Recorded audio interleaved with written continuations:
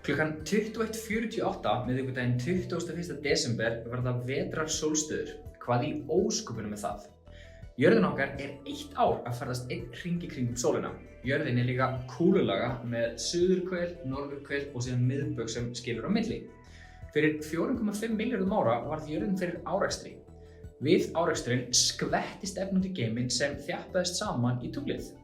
Jörðin hefur borið örina eftir áreksturinn æ síðan. Hún nefnilega hallar pínlítið. Þessi halli veldur því að norður- og suðurhvelin hallar að og frá sólu til skiptis. Þegar norðurhvelið hallar að sólinni er sólin hátt á lofti frá Íslandi séð. Dagarnir eru langir og sólin hefur nægan tíma til að hlýja okkur. Þá er sumar hjá okkur. Hálfu ári síðar hallar norðurhvelið frá sólinni. Þá er sólin lægst á lofti og hefur ekki mikinn tíma til að hlýja okkur. Þá er vetur.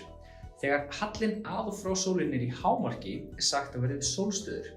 Ár hvert eru því 2 sólstöður, ein í desember og ein í júní. Á miðvikudaginn eru vetrarsólstöður hjá okkur á norðurhveli en sumarsólstöður á suðurhveli. Sólstöður í desember marka stysta dag ársins hjá öllum sem búa á norðurhveli en lengsta dag ársins hjá öllum sem búa á suðurhveli.